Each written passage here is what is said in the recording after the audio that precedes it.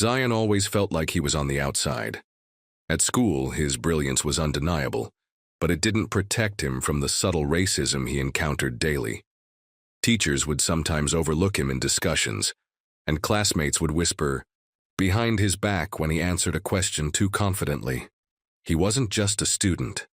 He was a black student, and that difference was always felt. At home, his mother reminded him to keep pushing, to never let their ignorance define him. His father, however, had a harsher view of the world. He believed Zion should just accept the system and do what was necessary to survive. Zion felt torn between the two. He loved the idea of making a difference, but at school, it felt like no one wanted to see him as anything more than his race. Despite everything, Zion kept going. He worked hard, kept his head down, and did his best to fit in. But each day, the feeling of being an outsider grew stronger. He wasn't sure if it would ever change, but a part of him hoped that something, anything, would give him the chance to prove them wrong. Zion had never wanted to be part of the school's exclusive club, but something about this year felt different. He felt like it was time to push himself out of his comfort zone, to take a chance on a group where he could truly belong. He had the grades, the drive, and the determination to succeed. When the rejection came, it hit harder than he expected. He tried not to show it, but the hurt was undeniable. His name wasn't on the list of new members. The club, which prided itself on academic excellence and leadership, had turned him away without explanation. His mind raced. Was it because he was black? Zion tried to shake the thought, but deep down, he couldn't ignore it. The club's selective process had always been vague. No clear criteria, just whispers about who was right for the group. Zion had watched others, many of them white, get in effortlessly. It was clear that his rejection wasn't about his skills or achievements. It was about something deeper, something more ingrained in the system. Zion fought the urge to speak up, but the feeling of betrayal gnawed at him. He had been passed over, not for what he lacked, but for who he was. The news of Zion's rejection spread fast. Whispers followed him down the hallways, and he couldn't escape the feeling that everyone was talking about him, laughing behind his back. Did you hear? Zion didn't get into the club. Wonder why. He's so smart. The words cut through the air, even if they weren't said directly to him. He had never felt more exposed. In class, the stares became longer, more deliberate. Some students treated him with pity, others with thinly veiled disdain. Zion couldn't help but notice how people avoided him now, like his rejection was a reflection of his worth. He had always been the quiet one, the one who kept to himself, but now it felt different. His silence was misunderstood. Every glance, every whispered word felt like a mark on his identity. Zion wasn't just a student anymore. He was the black kid who didn't get in. It didn't matter how hard he worked, how smart he was. The rejection wasn't about him at all. It was about the invisible line drawn between them and him. Zion wanted to fight back, to ask why, but he knew it wouldn't change anything. It never did. Zoe noticed the way Zion had been pulling away. She had always been one of the few people who truly saw him, beyond the grades and the silence. He wasn't just the quiet, brilliant student in the back of the room. He was her friend. But lately he'd been distant, like he was carrying a weight too heavy to share. One afternoon, as they sat together in the library, Zoe broke the silence. "Zion, what's going on? You've been off, I can see it." Zion hesitated, then let out a heavy breath. "I didn't get into the club, and I don't think it's just about me. You know, maybe it's because I'm black." Zoe's eyes softened. "Zion, you're brilliant, you know that, right? This rejection, this isn't about you, it's about the system. The club is messed up, but you can't let that define you." Zion looked at her, the weight of her words sinking in. He had never really allowed himself to process how much this rejection hurt. Zoe was right, but it was hard to see past the hurt. Still, her encouragement felt like a lifeline, one that might help him stand tall again. Zion's home was a place of comfort, but also tension.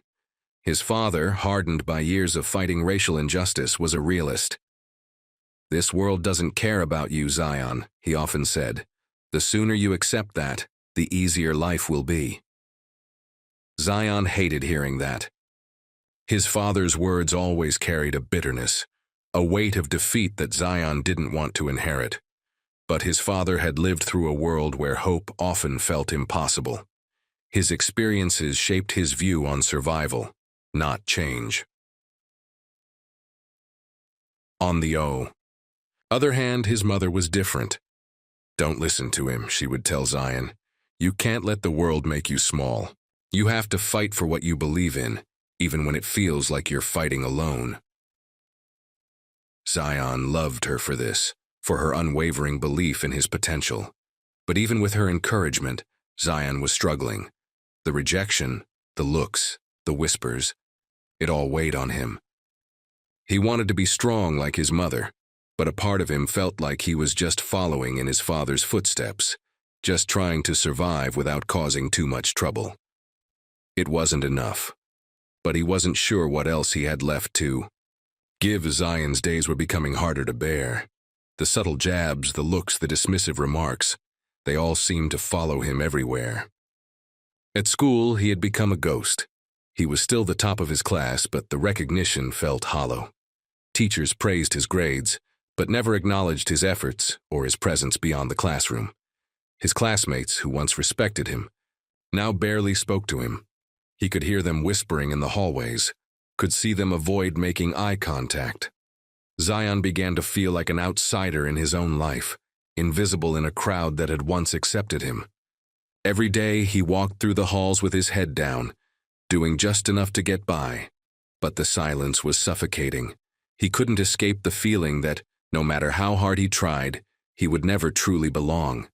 The rejection was a wound that wouldn't heal, and his own thoughts, his anger, his hurt, felt too dangerous to express. Zion knew he couldn't stay silent forever, but the fear of making things worse, of drawing more attention to himself, kept him locked in a cycle of self-doubt and isolation. Zoe was relentless in her support. She saw through Zion's quiet pain, even when he tried to hide it. One afternoon, as they sat in the school courtyard, Zoe didn't hold back. "Zion, you can't keep letting them walk all over you. You're better than this." Zion shifted, uncomfortably. "What can I do? I've already been rejected. I'm just not part of their world." Zoe shook her head.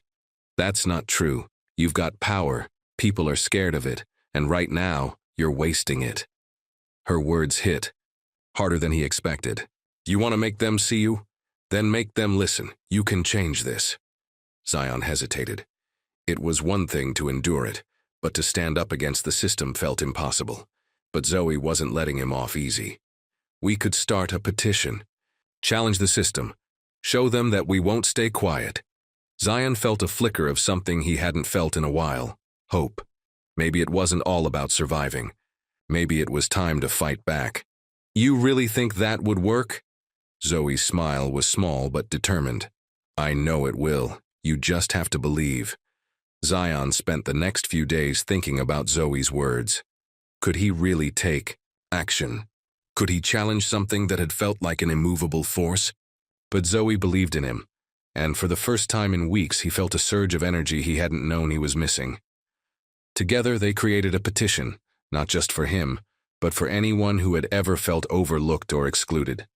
They wanted to force the school to address the issue of bias and inequality within its clubs, to hold the system accountable for its silence. It wasn't easy. Every signature they gathered felt like a small victory, but with each passing day they faced more resistance. Some students were supportive, but many others mocked them, questioning why they cared so much. The whispers had grown louder, and some teachers began to avoid eye contact when they passed Zion in the halls. But Zion kept going. Each new signature, each new voice in their corner, fueled him. It wasn't just about him anymore. It was about all the students who felt silenced, erased, or rejected. This petition was their chance to be seen. The pushback was more intense than Zion had expected. As the petition gained traction, the resistance grew stronger. Some students began to openly mock him in the hallways, calling him an attention seeker or accusing him of playing the race card. The whispers had turned into loud, biting comments that Zion couldn't ignore. It felt like a personal attack, like they were all trying to remind him of his place. Zion doubted himself more than once. Was Zoe right? Was this worth the fight? Every day felt like he was walking a tightrope, balancing the pressure of the petition with the mounting weight of public scorn. His classmates began to distance themselves, and even teachers seemed to give him less attention in class. He wasn't just the rejected boy anymore. He was the troublemaker. Late one night, Zion sat alone in his room, staring at the petition on his laptop. There were moments when the fight felt futile. The world felt too big, too unchangeable. But then Zoe's voice echoed in his mind. "You're not alone, Zion. This matters." He took a deep breath. He wasn't giving up now. Just when Zion's resolve was beginning to crack, something unexpected happened. A teacher, Mr. Holloway, approached him after class. He had always been quiet, often distant, but now he looked at Zion with a mixture of concern and curiosity. "I've been hearing about what's going on, Zion," Mr. Holloway said, lowering his voice. "And I just wanted to say, you're doing the right thing." Zion's heart skipped. "You mean you support this?" Mr. Holloway nodded. "I've seen this school ignore students like you for too long. It's not just about one club. It's about a culture of exclusion that's been here for years. I can't change everything, but I'm with you on this." Zion couldn't believe what he was hearing. A teacher, someone with authority, was actually standing by him. It was a small gesture, but it meant more than anything in that moment. He left the classroom that day with a new sense of purpose. Maybe the world wasn't as hostile as it felt. Maybe there were allies out there, people willing to fight for change just like him. He wasn't alone. Not anymore. The petition was gaining momentum. What started as a small act of defiance was now a movement with more students, teachers, and even some parents getting involved. Zion could feel the tide turning. It was no longer just about him. It was about everyone who had ever been silenced, overlooked, or told they didn't belong. The school's administration had no choice but to respond. They called for a meeting with the petition's organizers, and Zion was asked to speak. As the day approached, the nerves crept in. He had never been one to speak in front of a crowd, let alone confront the people who had dismissed him for so long. But Zoe was there, standing by his side. "You've got this," she whispered, giving him a reassuring smile. The day of the meeting, Zion stood at the front of a crowded room, his hands shaking, but his voice steady. He spoke not just about his rejection, but about the years of discrimination that had gone unchallenged. He spoke about the broken system that made him feel invisible. By the time he finished, there wasn't a dry eye in the room. For the first time, Zion felt heard. He felt like he had made a difference. The victory Zion felt was short-lived. As the meeting ended, the administration promised to address the issues with the club's selection process. They even agreed to review their policies regarding diversity and inclusion. It felt like a win. But as Zion walked out of the meeting, he noticed the familiar glances again, the ones that made him feel like he was still the outsider. His peers weren't all supportive. Some had started to openly distance themselves, calling him a troublemaker, accusing him of causing unnecessary drama. He'd seen it before, the way people turned their backs when things got uncomfortable. Zion's phone buzzed in his pocket. A message from one of the members of the club. "Don't expect to ever be part of something like this again. You've ruined it for everyone." The words stung, but it wasn't the first time Zion had felt the sting of rejection. This time, though, it was different. He wasn't going to let it break him. But the cost of standing up for what was right was clear.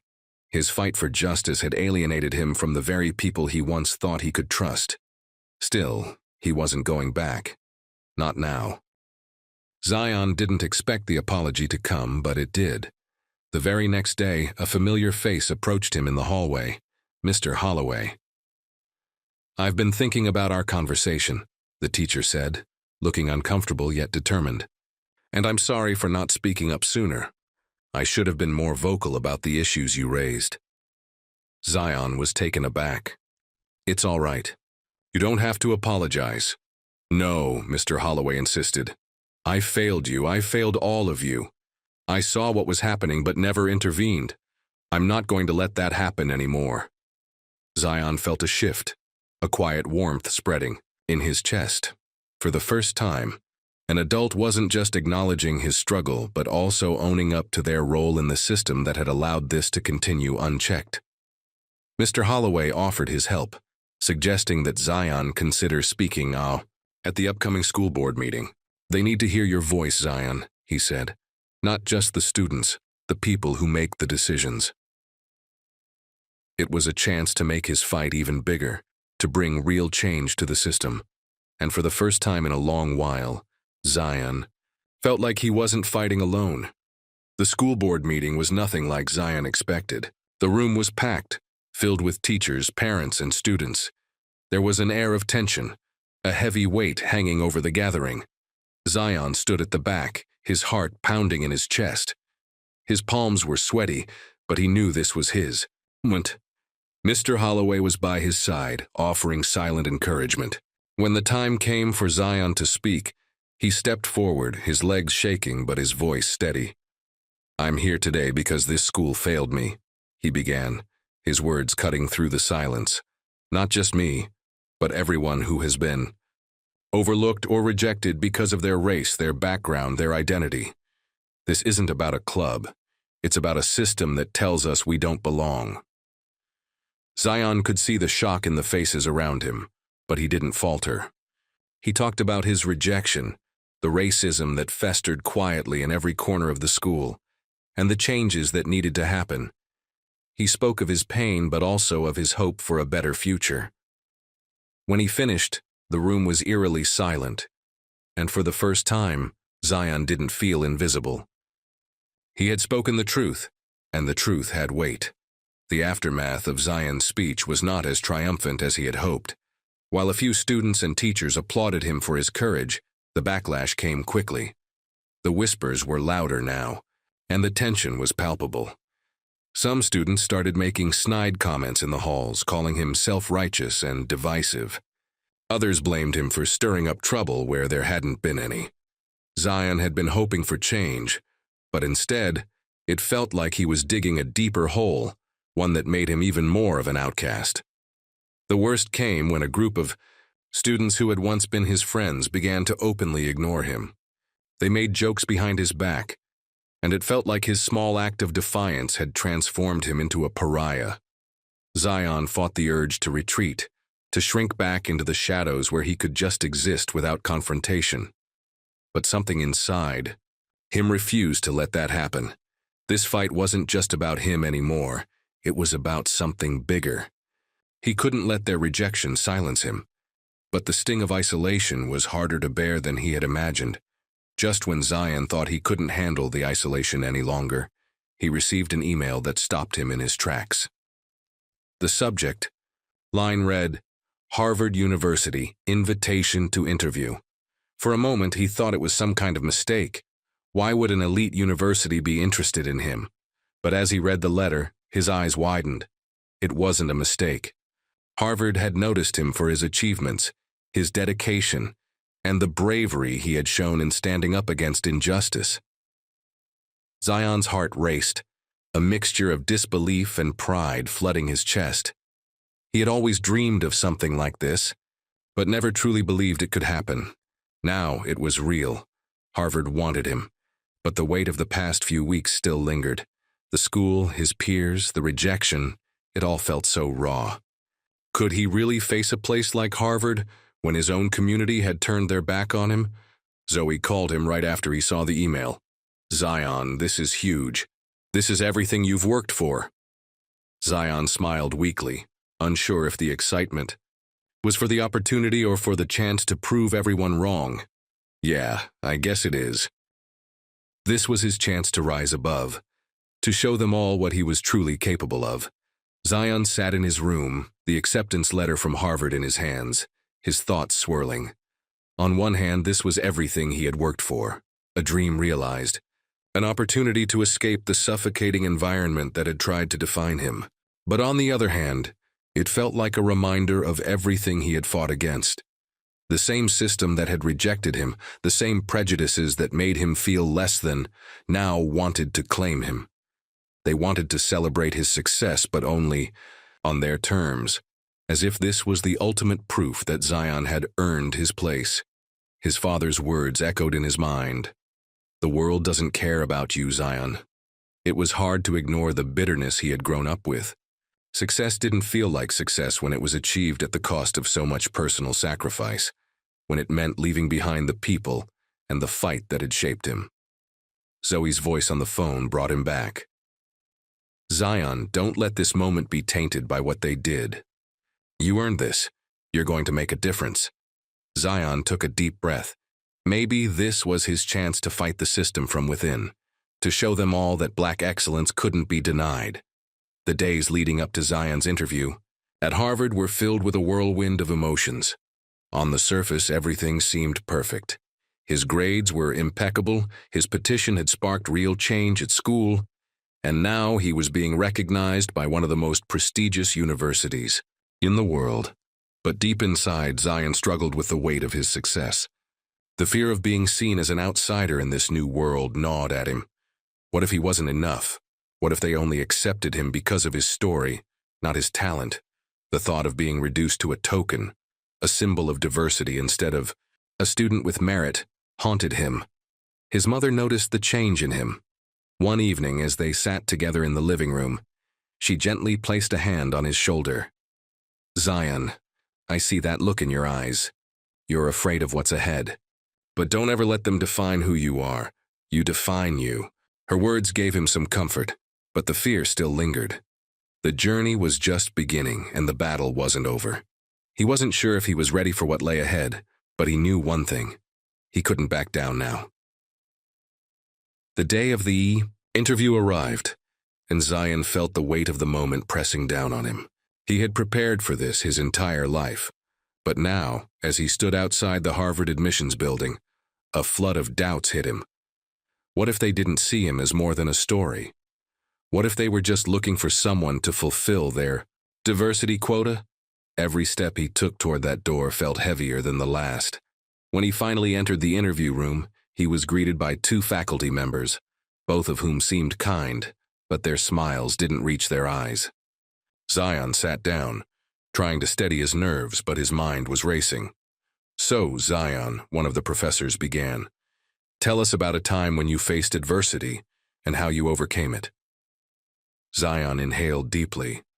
He could feel the weight of his experiences, his rejection, his struggle for justice, his fight against a system that had never truly accepted him. He could feel his mother's voice, his father's lessons, and Zoe's encouragement in his bones. He spoke with honesty, with conviction. "I've fought for my place in a world that doesn't always want me," he said. "But that doesn't mean I stop fighting." For the first time in a long while, Zion felt in control. Zion sat in his room, the acceptance letter from Harvard still open on his desk, his mind racing. The interview had gone well, too well, and now he had a choice to make. It felt like a dream he never thought would come true, but now it seemed almost like a burden. The pressure to make the right decision weighed heavily on him. He could accept the offer, follow the path that so many would consider a success, leave behind the familiar and the painful past. Harvard could open doors, give him a voice, a platform, but it also meant leaving the community that had shaped him, the fight that had given him purpose. Was it worth it to take this step forward, knowing it might mean abandoning the people who needed him? He thought of Zoe, who had been there every step of the way. "You've worked for this, Zion," she told him, "but you have to choose what's best for you." Zion stared at the letter. His heart told him that this was a chance to change not just his future, but to bring his fight for justice to a broader stage. He wasn't done fighting, not yet. The decision was made. Zion had accepted the offer from Harvard.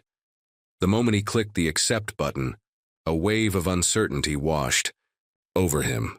It wasn't just about a new school or new experiences. It was about choosing to walk a path that would put him under an even larger microscope, where his every move would be scrutinized. But as he told Zoe over the phone later that night, he knew it was the right choice. "This is bigger than just me," Zion said, his voice filled with conviction. "I can't let fear hold me back. I have a chance to make real change, not just for myself, but for everyone who's been left out." Zoe's voice crackled with pride. "You're going to do great things, Zion. You've always been destined for this. Don't forget why you're doing it." He didn't. He couldn't. The next few weeks were filled with preparations, packing, goodbyes, and a mix of excitement and anxiety. Zion's departure was bittersweet. He would miss his family, the small community that had supported him, and the friends who had fought alongside him. But he knew this was just the beginning. Harvard was a new chapter, but the fight for justice, that would follow him wherever he went. Zion's first day at Harvard was a blur of new faces, unfamiliar places, and overwhelming expectations. Yet, as he stood on the campus, the weight of the moment finally hit him. He wasn't just a student. He was a symbol of resilience. He had overcome obstacles that seemed insurmountable, and now he was here. The journey had been long, painful, and full of doubt, but it was his own. His first class was daunting, but Zion approached it with the same courage he had used when standing up for himself back home. When the professor asked students to introduce themselves, Zion shared his story, not just about his acceptance to Harvard, but about the fight for racial justice that had brought him here. He spoke about the struggles, the rejections, and the quiet resistance that shaped his path. The room was silent when he finished, but something in the air shifted. His story had resonated. His truth had been heard. Zion knew that this was only the beginning. The fight wasn't over, not by a long shot. But as he walked through the halls of Harvard, he felt a sense of peace settle in. He had a chance to change the world, and he would.